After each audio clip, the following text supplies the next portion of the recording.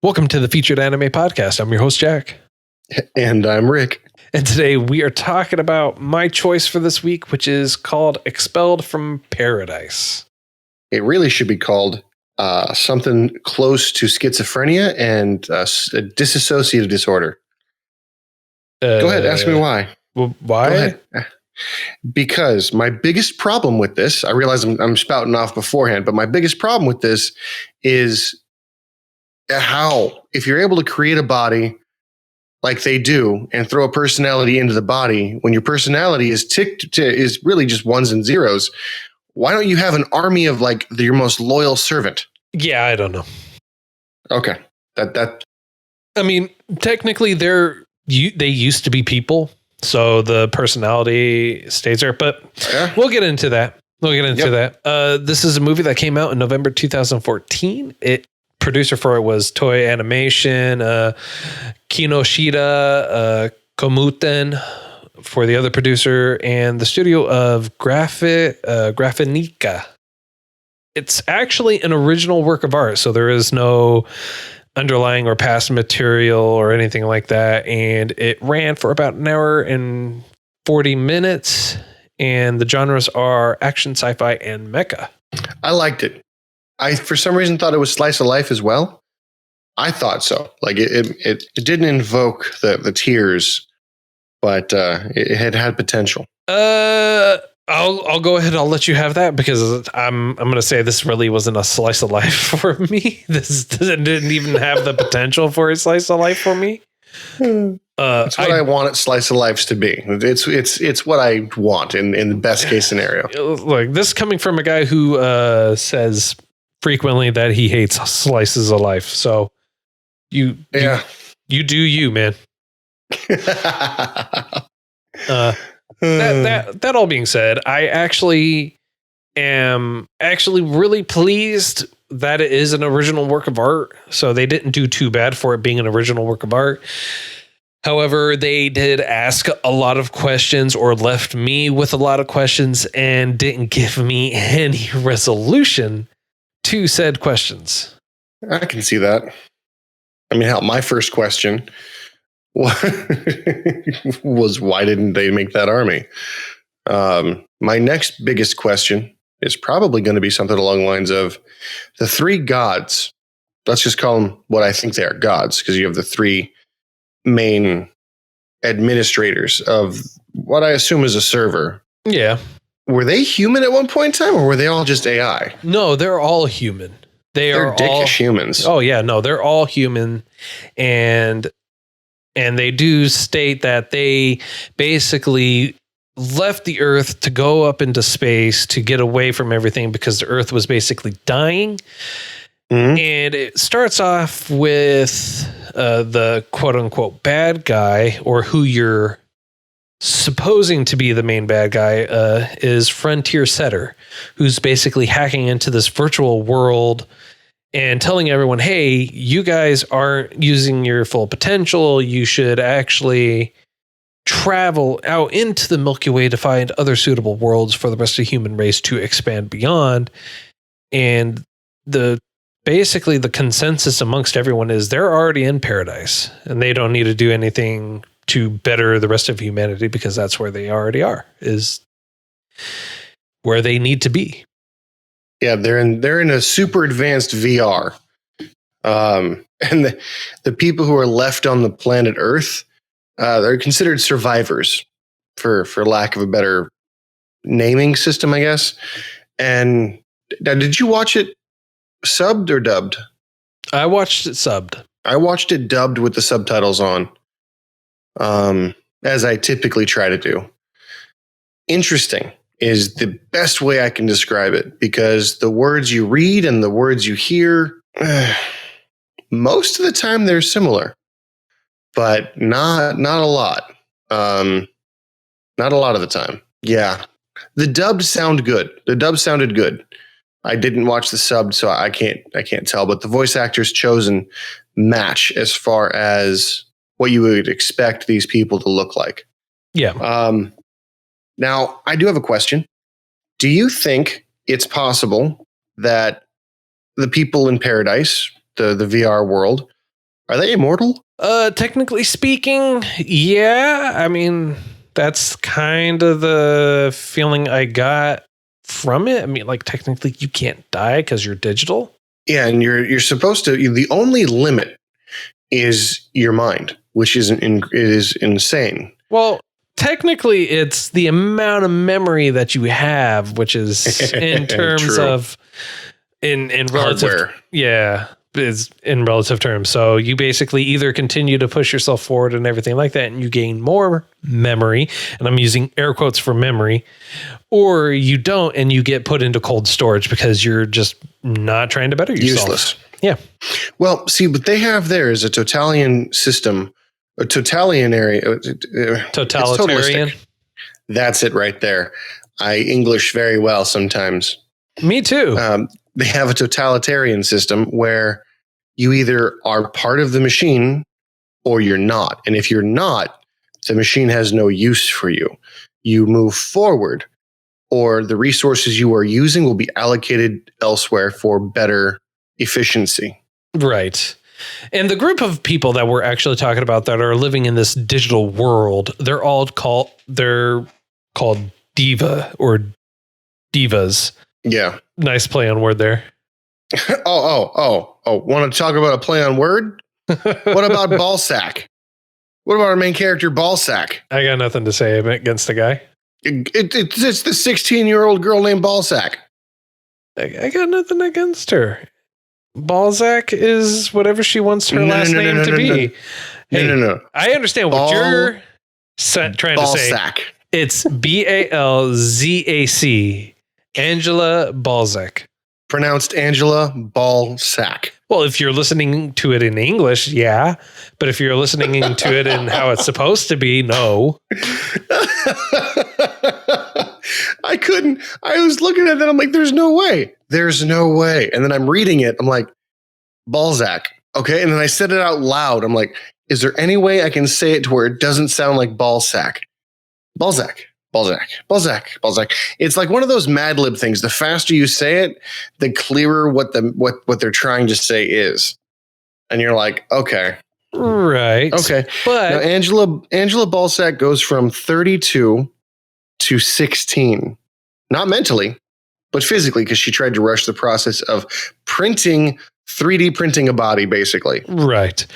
Just to help you understand, Balzac is actually a very famous French name, too. Just to throw that out there. Oh, trying to kink shame me. I got you. Hey, look, you don't dig French novelists. That's up to you. Trying to make me feel bad. You should feel bad. It's a shame that it's actually working. You should feel bad. Oh, man. I am not cultured at all. And I was okay with that till this conversation. I mean, like, if you want, I could pull up some information on everything and we can go. No. Are you sure? Yeah. Are you sure? All right. No. I'm good. Okay, I was blissfully ignorant of ball sacks and whatnot, but now you've opened my eyes, unfortunately. It's what I usually do. Oh, God. No, okay, so explain this little thing to me. They are obviously having kids. And I say that because it's mentioned that the child is alive for 1,300 hours before digitally uploaded. I mean, where are they getting the material from to create life? I think they're genetically creating it when a person is created, and then they're uploading that information into there. So, I mean, like when you have two digital people getting it on, they're creating from that genetic codes. They're abstracting or taking out what they want to have, and then they're putting it in, and they're creating this live human being, and then whatever else. I mean, I don't know. I'm not a fan of it. I mean, like if you're in there and you're digital anyways, I don't see why you would have to even bother going through that then. Yeah. I mean, you could just like, hey, I want to create another one. Let me program it in real quick. Yay! Well, and that's my point. Let's say you create the perfect soldier, You can duplicate them because you have the raw material to do so. You've got the ones and zeros to manufacture that. I mean, the only argument against that might be it's just too complicated and too complex to create a mind from scratch, where it's easier to figuratively, air quote, create a baby to make them born and have them grow up and accumulate more memory and right. grow appropriately, you know? I mean, I do know that they do have a couple of books that came out, some light novels that came out after the movie. There's a prequel, basically, which I'm assuming would hopefully explain a lot of the questions that we have. And then they also, I guess, there's a sequel to it too. So there's a sequel, not a movie, but a book. So it's like takes place after the film. So yeah, I can tell you what happens after the film. I mean, so our guy who's doing this thing finds other things and comes back and creates war. Sure. That's the most vague way I can describe without giving anything away we're about to talk about. I mean, well, he doesn't create war. He doesn't come back and create war. He doesn't. I mean, like Frontier Setter doesn't even come back. I mean, like they just show him leaving and that's it. And then singing. True. At the end of the credits. Yeah. At the very end of the credits. That made me sad. You know what that reminded me of? Like full stop. That reminded me of the Mars rover, because the Mars rover sings happy birthday to itself. Mm-hmm. It is a robot on a desert planet, which its only inhabitants would be other robots singing to itself. If that is not depressing, because if you were to project feeling onto the machine that's singing happy birthday to itself, you're like, oh, poor baby. You're alone. You're lonely. Oh, yep. I don't want to fall down that hole. That's a bad hole. I just imagine myself on my birthday on my apartment floor, like rocking back and forth in a corner, singing happy birthday to myself because my phone died. And of course I don't have a charger in the house, and it's cold because of course it is.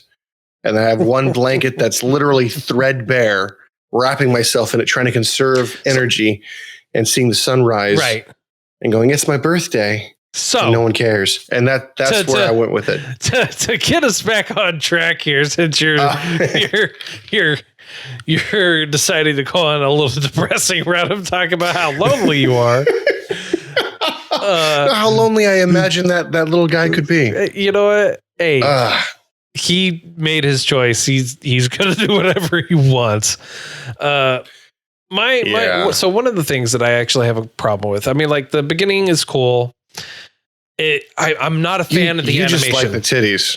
I do. You just like the titties. No, I am not a fan of the animation, like at all. Like yeah, it is. It's hard. It's very hard to get through.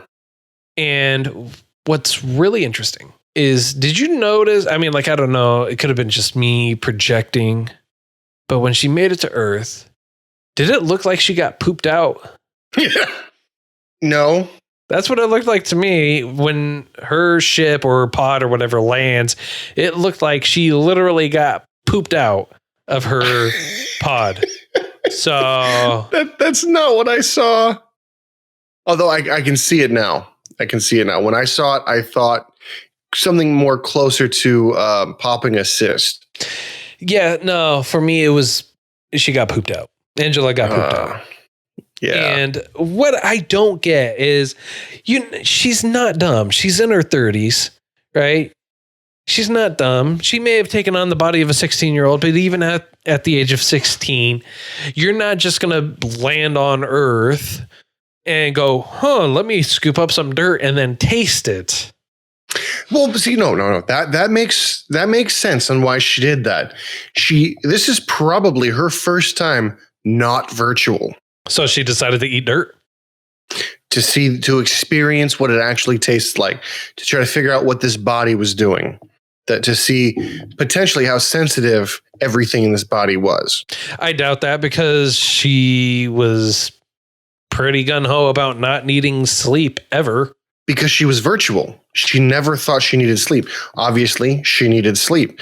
She didn't realize she needed to eat So she, other than that flavorless drink thing, Yeah, it's gave her the nutrients and everything like that. They don't have the worry about the simple pleasures the rest of us plebeians have to deal with, which is tasty food and getting sleep and resting, not dying. I was going to say. Dealing with illness. Yeah. Well, I was going to say, there's a difference between sleep and rest. But yeah, no, it would make sense if you've never experienced this before, because when she was pooped out, unfortunately, I can't see it any other way. Thanks for that. You're welcome. When she was pooped out, I can only imagine there was no sustenance in her body. It was a freshly made body that was 100% clean, almost as a baby would be clean. Sure. I'm the oldest to be honest here, she also doesn't have a normal skeleton. It's like a hybrid exo-mechanical skeleton or something like that, or whatever, blah, blah, blah. Yeah. So it's not even that she's really human in a matter of... She's as close as you're going to get. I thought it was a legit human that they made, because like when they were talking about it, it was going to take a certain amount of time to age this body to an appropriate, I guess, age range, so that when she gets transferred into it, it'll be a nice and smooth transition. When she goes, no, I need it now, the body's only of the age around 16. And when she transfers in, she has to train with it to try to get what's going on with the body, trying to understand and get a feel for it, Well, it's not that she was trying to train with it to get a feel for what it would be like to be 16 years old again. She was trying to get used to being in a human body in general. Oh, okay. I mean, I guess that's why she said when she got into it and was jumping, she's like, everything's a lot heavier than I was expecting. Yes, on Earth. Well, she wasn't even on Earth when she was saying it. She was in a training environment to simulate everything. Oh, yeah, you're right. You're right. So do you think they transferred into the body then, and then she used that simulation to get acclimated to the body, to having a real body, not a virtual one? Yeah. Interesting. Now, I noticed, as you just noticed, she would consume stuff that had no taste, but was all of the nutrients you needed. Mm-hmm. Now, I'm not saying she had to go poop somewhere, but if the body was only half done, where would you excrete stuff? It's not that the body was half done. The body was not grown all the way. I mean, we do start as assholes first, so that makes sense. Biologically speaking. I mean, speak for yourself. Speak for yourself. Oh, no, every human alive, when in the womb, starts with the butt. Starts with the anus first. I learned that in biology. So, jokes aside, her body, her whole body wasn't that it wasn't complete. Mm-hmm. It's remember Star Wars, Clone Wars, how they were saying they used an accelerated process to be able to grow a human in a fraction of the time. Same thing, correct. Same idea, everything like that for them. It's not that they said, hey, we're going to make this person, and then they started putting them together piece by piece, and then it's like, oh, let's cut it short. All right. Well, she don't have a butt anymore. That's true. No, I can see that. I was incorrect in saying they 3D printed the body. What you just said is probably a lot closer to what they actually ended up having to do. But once she was in that body, and then she was sent to Earth and pooped out the machine, everything happened after that. I didn't mind. Like, she had to fight these worm things. And I thought that was a really good shonen-esque example of seeing how everything's done. And it generated an impression that her partner was extremely streetwise, whereas she was book smart, had the muscle, had the machinery. He understood the area and what they actually wanted to do. You know what I mean? A little bit. So basically, he brought the worms to her. I get it. I just don't. Yeah. I don't get the like shonen wise. Like, what do you mean by? Oh, she had to do a full mecha battle with those worm things. Well, okay. You do remember what shonen means, right? I always thought shonen simply just meant really awesome fighting. No, we talked about this once before. Shonen I didn't allocate enough memory to this, apparently. Apparently not. Shonen is a manga or animation style that's particularly targeted towards men who are between the ages of like 12 to 18. Oh, this attracted me to it. Well, you're not 18. That's for sure. You ageist. And just to throw that out there, I'd be like, this is a very good example of an action show. All right, fine. It was decent for an action show, I guess. But yeah, that's where my head went with it, rather than saying, tell me what it is, show me what you can do. All right. And I thought that was kind of cool. It took her all of like 18 minutes to kill everything there once she figured out what to do. Right. I mean, I could see that. It did have some fighting aspects with it, but it really, to me, I mean, it was kind of like a pointless, elongated scene. I mean, like they could have probably compressed it down a little bit, but I get why they did it. Yeah, I was going to say, they definitely could have made it shorter, but it showed his expertise on the issue and him turning a real nice profit. And kind of at the same time showing how harsh it is living on Earth, you know? Yeah.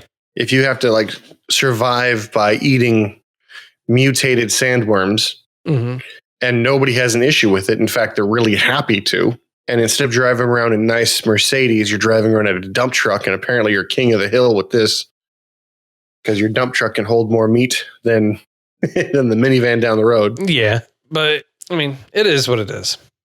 It is what it is.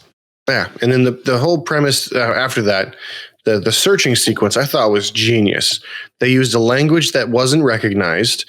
They made fertilizer look like cocaine. Yeah. I'm like, are they going to sniff it? I'm pretty sure they can smell what it's like from pretty far away if it's regular fertilizer.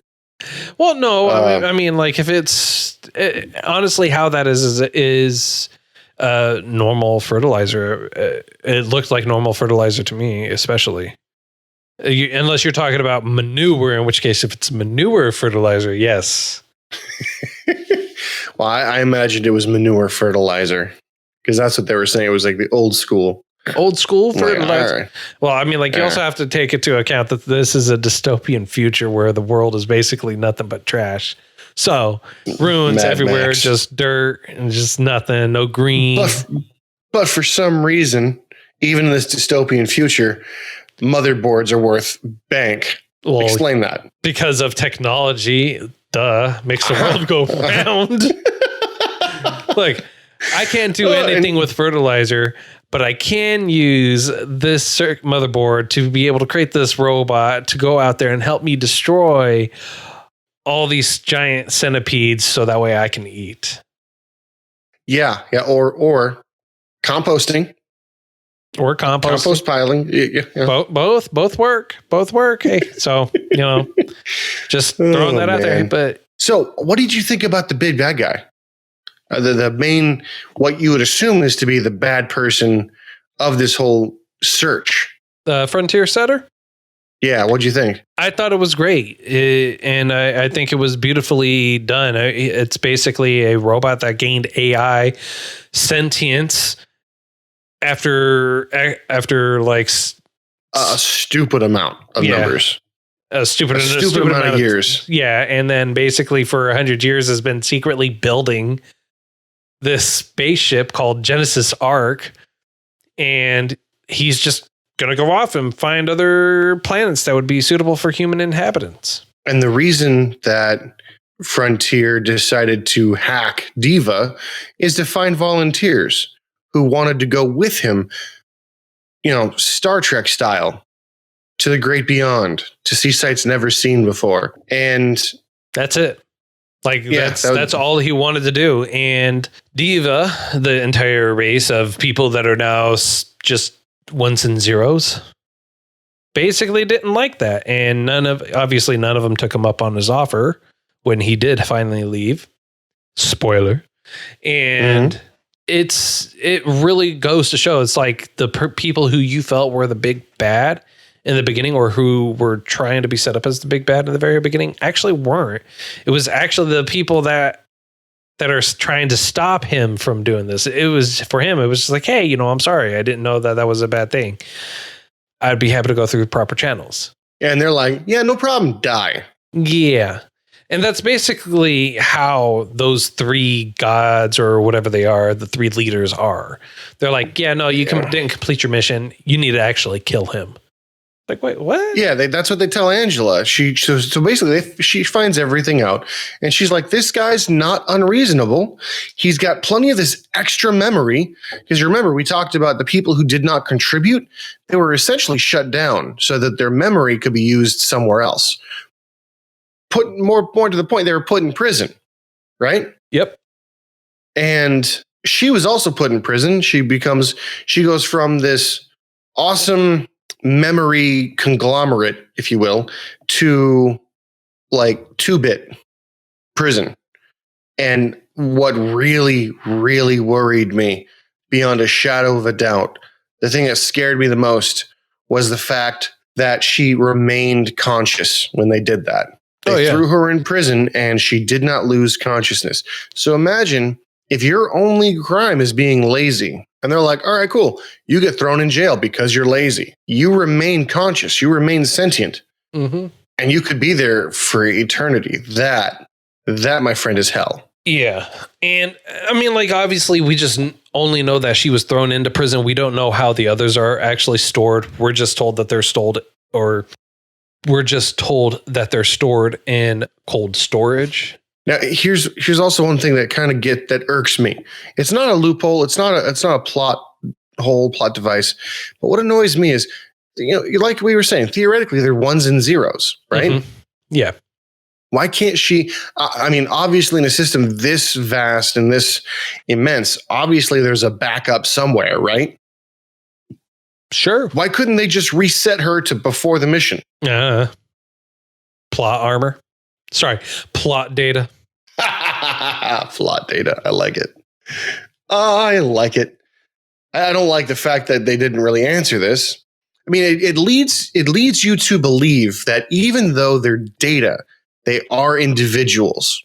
Yes. So that was nice, but I don't think. I mean, technically, what they are is their AI, like Frontier Setter. Yeah, except Frontier Setter was he evolved by himself.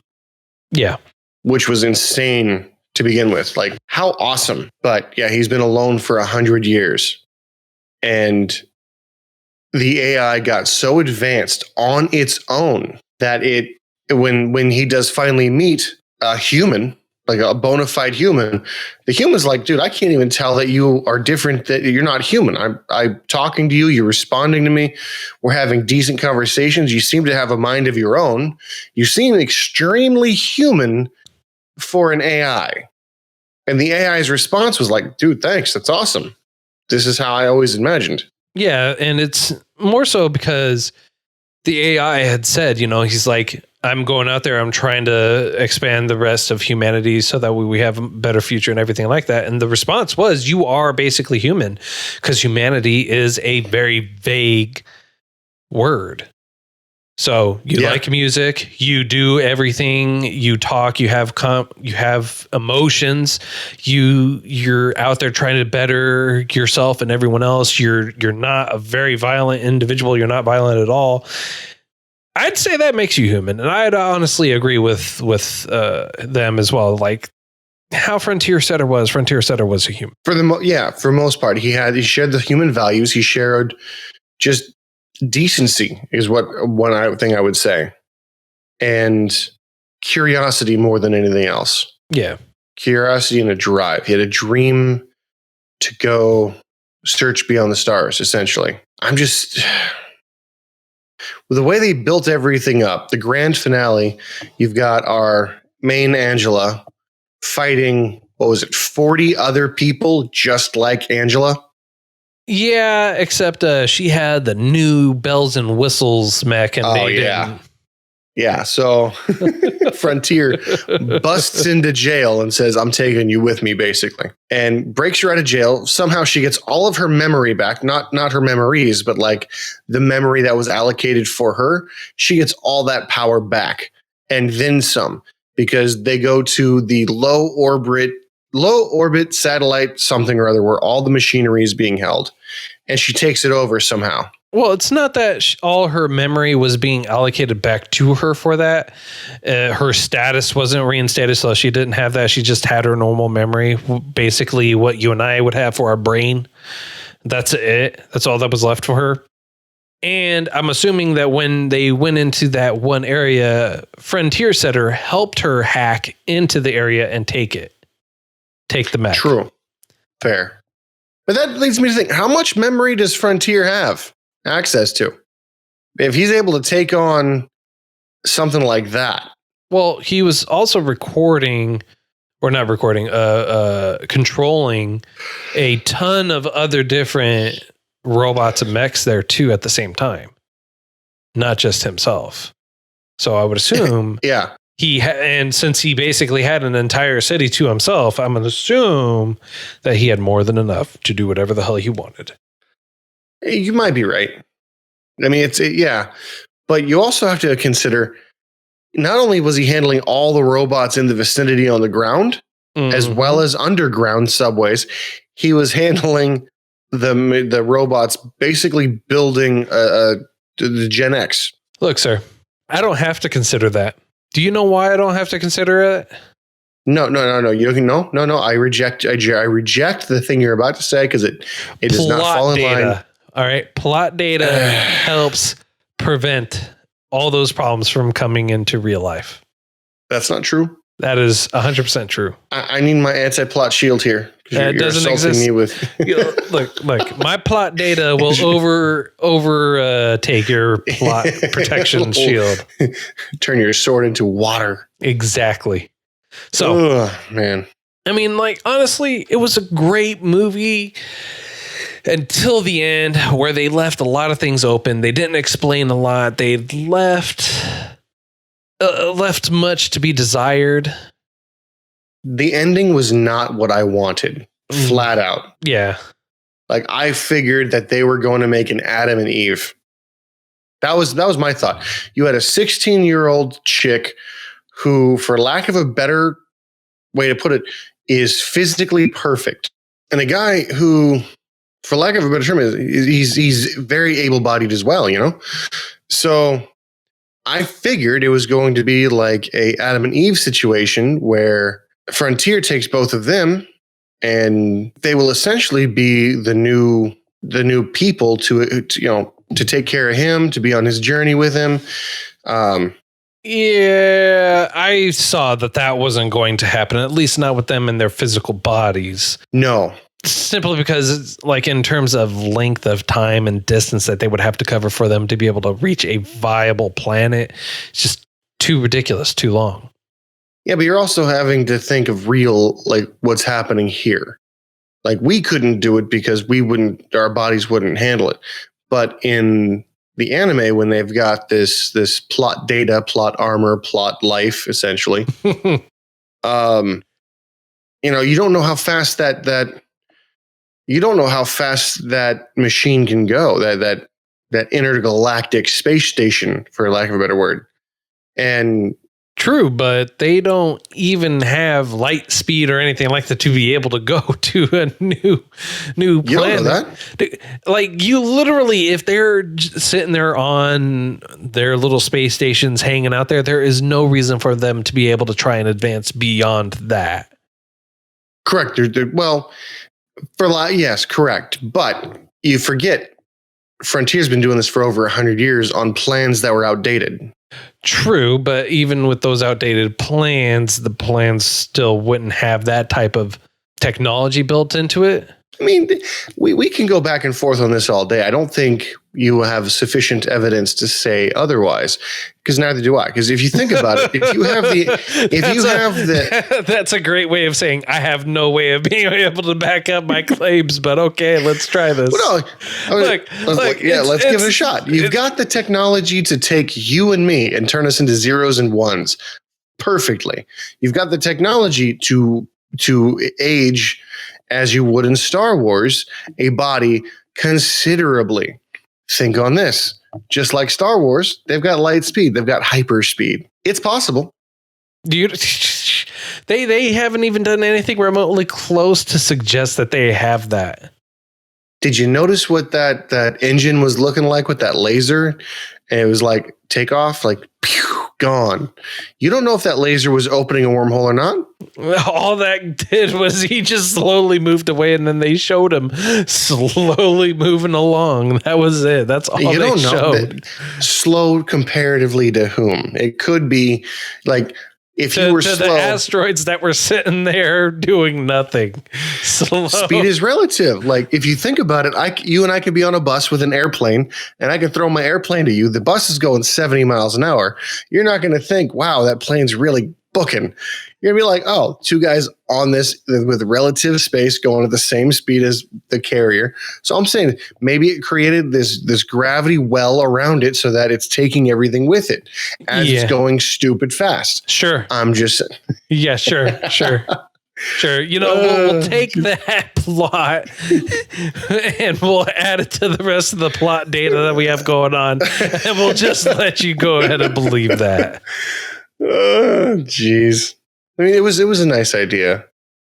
So my thought on that was, Frontier was like, look, we abandoned any living quarters for people, essentially. But I like you. We can reconstitute what's going on here, and we can create another portion of this ship to sustain human life. And I'd like to, if you're willing. And our guy who's, I don't know if we call him a tour guide, a partner. He's a grade AAA. The Observer? Maybe. You're talking about Zarek, right? Yeah.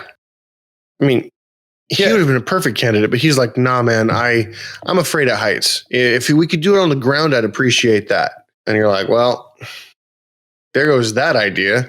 I thought they introduced him being afraid of heights, one, being lazy, but two, something that he's going to have to overcome later. You know? No, apparently not. He didn't have to overcome it. He's like, yeah, no, good, cool story, but not for me. Not this go around. Yeah. So to wrap things up, very similarly to how they wrapped everything up in the movie, it's all going to get jumbled. Angela, fights everybody else. Zarek also somehow fights everybody else. And they have a nice long conversation with everybody fighting around them, even though they're the targets. And Frontier takes off and somehow is able to clear interstellar space, even though it was already proven that you've got like space age fighters that you could throw hundreds of thousands of them on a whim at things. But somehow this slow moving engine escaping Earth's gravity is able to no problem fly away. Well, I mean, again, speed is relative. It's actually not moving slow, escaping Earth's gravity. Oh, let's. If I can't use that, you can't use that, sir. The difference is mine's actual facts, yours aren't. You could literally copy and paste what I said there to what you're saying here. And we might even, if it was a password to a cell phone. The difference is, sir, mine has factual backing, yours does not. Yours has, you're right. Yours has anime backing, right? Mine also has anime backing. No, mine has factual backing. Yours has anime Rick logic backing. You know what? It works. I'm going to make a t-shirt with a tree that's upside down that says Rick Logic. Hey. The tree of logic that Rick goes off of. Hey, you know what? We'll actually make a shirt like that. Let's do it. Let's make a shirt like that. We'll actually post it for sale too. Rick Logic with an upside down tree. It's gonna be like an oak or something. Like, no, in my luck, it'll be a palm tree. Look, you know that Charlie Brown Christmas tree? It's going to be that. Oh, jeez. Upside down. Point A to point B. You'll figure it out later. Oh, man. So, look for that shirt coming here soon. Yeah. And other spur of the moment ideas. Jeez. So what do you, I think because this was your choice, you get the honor of rating it first. No. Because I still have one more thing I want to bring up. I found it really great. No. Okay, well, what's up? After the credits, like halfway in between the credits, right? Mm-hmm. I like that they brought back the original 3 main bosses for the dev world. And it really solidified that they were the true bads, because their official stance was even the elite members of security can be tempted by the values of old humanity and fall. So we need to be more stringent in our control. Yeah, less freedom, more pleasure. Yeah. So it just really, really solidifies that in that world, it is a totalitarian, and they don't want you to be able to think for yourself. They want to control everything. Makes you wonder what they get out of it, though, you know? Yeah, and that's the one thing that I constantly have a problem with is what's the ultimate goal for them? Like, what are they getting out of this? Are they getting data, information? Like, what are they getting out of controlling of this and being as stringent as they are to prevent other people from anything, any kind of free thought, I would assume.